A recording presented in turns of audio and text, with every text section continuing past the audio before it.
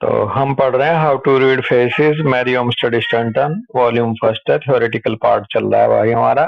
Chapter chapter जी third है और chapter जी third में हमारा टॉपिक चल रहा था ब्रेन एंड नर्वस सिस्टम। और अमित भाई इसमें हमें पेज नंबर 95 पे और डेट हो गई है आज 9 अक्टूबर 2025। जी। तो इसमें हम चलेंगे सेकंड पैराग्राफ से, माई रिसर्चेज से, है ना। जी।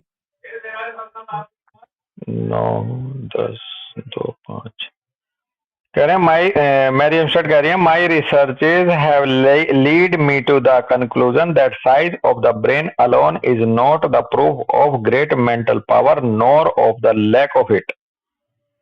मेरी हम्म जो रिसर्चेज हैं ये मेरे को इस कंक्लूजन पे लेके गई हैं कि जो हम्म साइज ऑफ ब्रेन है अकेला इस बात का प्रूफ नहीं है कि भाई किसी का ब्रेन बड़ा है तो उसकी ग्रेट मेंटल पावर होगी, या फिर ब्रेन जी। छोटा है तो लैक ऑफ मेंटल पावर होगा। इससे पता नहीं चलता ब्रेन के साइज से बहुत किसी की बढ़िया। मेंटल पावर का। मैं दैट अक्सर है हमें। बात अक्सर मैं ये बात सोचता था भैया। अच्छा। जैसे पेशेंट मैं देखता था कि उनका माइंड बहुत, मतलब जो फोर हेड है वो बहुत ब्रॉड है। हाँ, तो लगता होगा बड़ा लेकिन इंटेलिजेंट होगा लेकिन वो मिलता नहीं होगा आपको। था, और हम्म, किसी किसी का मैं देखता था कि छोटा फोर हेड है लेकिन इंटेलिजेंस ही बहुत है। तो मैं कह रहा था यार ये तो फिर बिल्कुल बहुत और ये चीज। तो हाँ। से भी सोचता था कि यार ये तो इधर से भी नहीं कुछ मजबूत नजर आ रहा, इधर से भी कहीं नहीं। तो मैंने कहा यार ये तो कुछ बात शायद बैठी साइज है का इसमें लेना कहीं और देना से। नहीं है। लेकिन स्टैंटन साहब कह रहे कि साइज का लेना देना नहीं है। हाँ, बेसिकली वैसे भी अगर ब्रेन की कैपेसिटी की बात करो तो ब्रेन की कैपेसिटी डिपेंड करती है उसके अंदर नर्व्स कितनी है। ठीक है। बिल्कुल। उसके अंदर जो न्यूक्लियस है, ग्रे मैटर कितना है, हम्म ग्रे मैटर पे उसकी एफिशिएंसी भी निर्भर करती है। और मैं बताऊं चिड़ियों के जो ग्रे मैटर है ब्रेन का वो बहुत हम्म ज्यादा है, कॉम्पैक्ट है। तो इसलिए जो चिड़ियाएं होती हैं, जो कबूतर होते हैं, उनका जो अगर साइज के हिसाब से ब्रेन का हम्म पावर देखा हम्म जाए तो बहुत ज्यादा है। जितना छोटा सा साइज है उनके सिर का, उसके हिसाब से उनका हम्म रिकॉग्निशन, उनकी प्रोसेसिंग, उनकी फैकल्टी ऑफ हम्म ब्रेन बहुत ही मार्वलस हम्म है। तो वहां भी इस बात का पता चलता है कि देखो छोटा सिर होने के बावजूद भी वो कितने हम्म ब्रेन से एफिशिएंट हो सकते हैं। आगे शायद आएगा, हम्म इसमें भी आ सकता है, कहीं और पढ़ा होगा मैंने। तो हम्म कह रहे हैं that it's form and congenital or inherited quality are the two most potent factors in deciding its power। Hmm Stanton आगे बढ़ते हुए कह रही है इसका जो फॉर्म है, इसकी जो आकृति है और इसकी जो कंजेनाइटल या इनहेरिटेड क्वालिटी है, दो मोस्ट पोटेंट फैक्टर्स के ऊपर डिसाइड होती है इसकी power. Also that A proportionate and normal hmm degree of physiological development of the body as well as of the brain is far more hmm influential in deciding mentality than size of the brain alone। जी। कह रहे हैं जो जितने भी proportionate है normal degree में physiological development का किसी के शरीर की और उसके ब्रेन हम्म की कितना नॉर्मल डेवलप है, डेवलपमेंट कितना नॉर्मल हुआ, उसमें कमी नहीं रही है, ये ज्यादा इन्फ्लुएंशियल है, ये ज्यादा प्रभावित करता है डिसाइड करने में किसी की मेंटेलिटी को, बजाय किसके, केवल ब्रेन के साइज के बजाय उसका शरीर कितना प्रपोर्शन में बना है, कितना बैलेंस है बंदा, कोई सा सिस्टम ना कम है हम्म ना ज्यादा है, जो पांच सिस्टम है हम्म बॉडी के। बट द क्वेश्चन ऑफ सही। Size and form I will postpone until I come to the consideration of the sub basic principles. कह रही है परंतु ये जो हम्म क्वेश्चन है साइज का और फॉर्म का, मैं इसको थोड़ा सा पोस्टपोन करती हूँ जब तक मैं इस कंसिडरेशन पे ना पहुंचूं कि सब बेसिक प्रिंसिपल्स क्या हैं इसके पीछे। कह रही है इन बिल्कुल। Tracing the course of the evolution of the brain and nerve system the history of the development of the lower animal organism is most instructive and the physiognomist, if he desire to be truly scientific, must go back to the earliest and lowest animal in the scale of creation, and not the gradual development or evolution of the nerves and brain.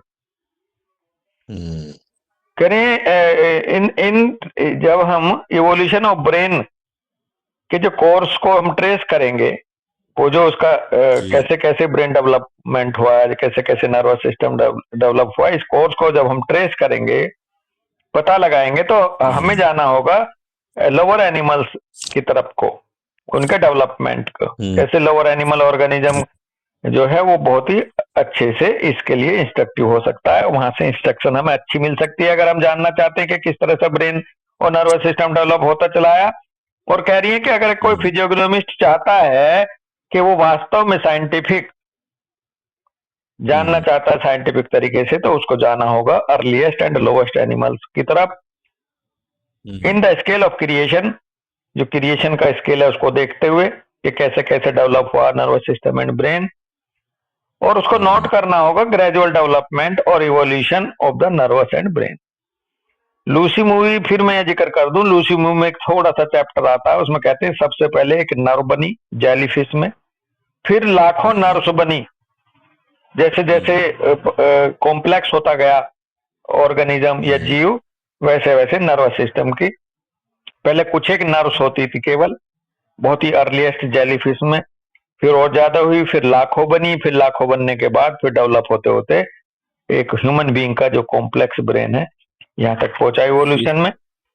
कह रहे हैं the first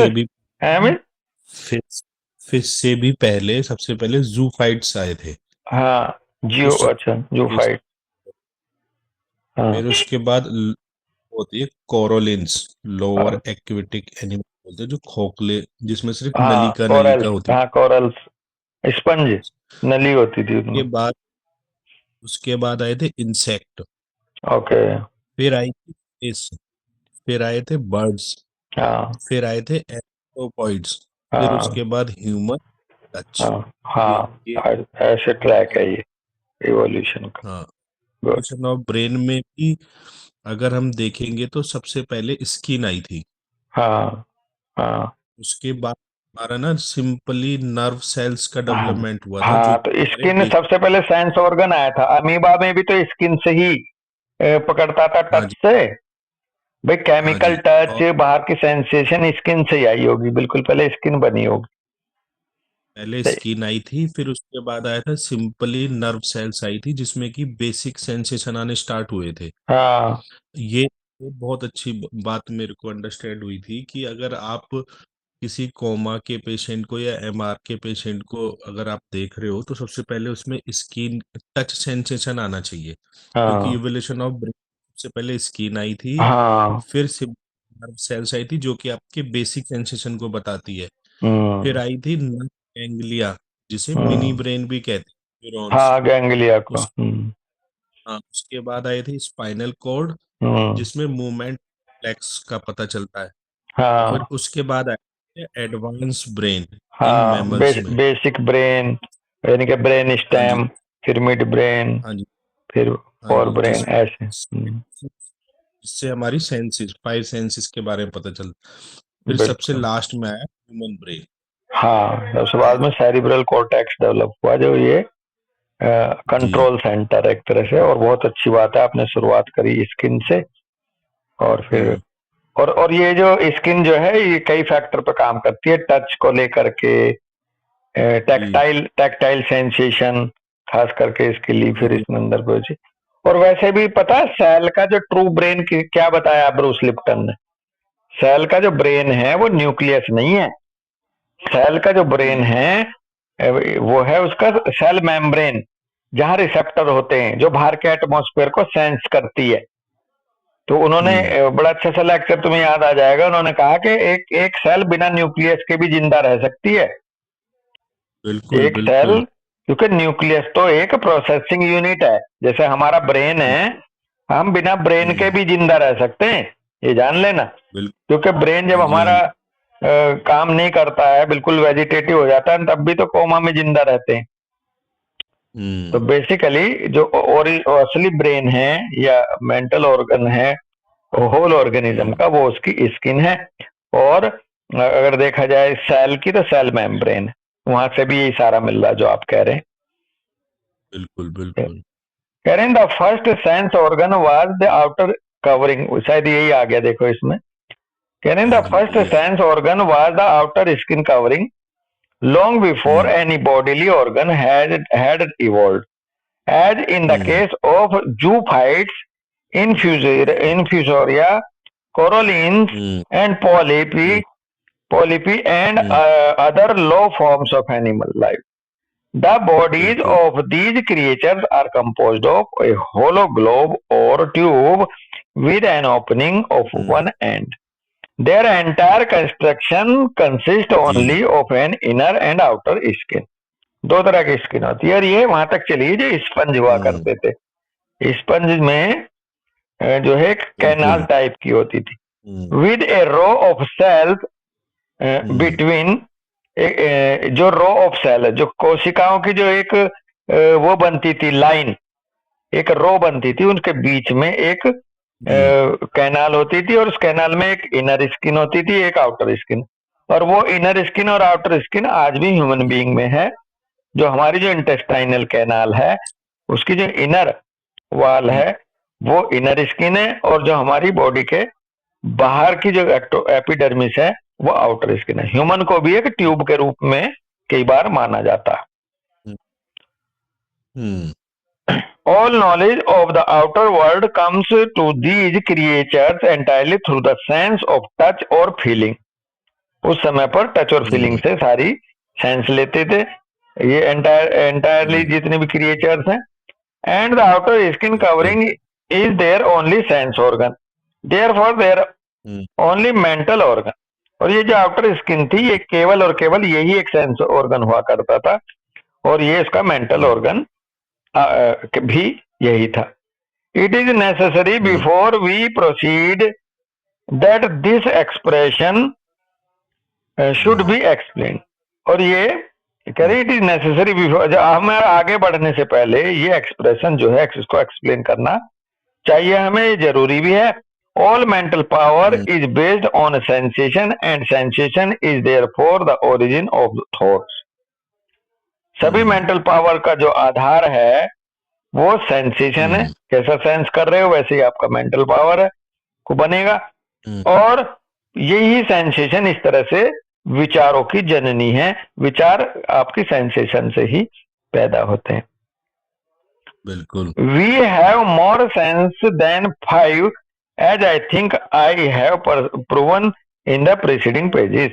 और मजे की बात कह रही है स्टैंटन के हम 5 सेंसेस से भी ज्यादा सेंसेस हम में होती है, और मैं इस बात को प्रूव करूंगी आगे आने वाले पेजेस में कि हमारे अंदर 5 सेंसेस नहीं, केवल इससे भी ज्यादा है। But these five even are dependent upon their ability to receive sensation. परंतु ये जो 5 हैं ये डिपेंडेंट हैं अपनी एबिलिटी को लेकर के रिसीव करते हुए सेंसेशंस को।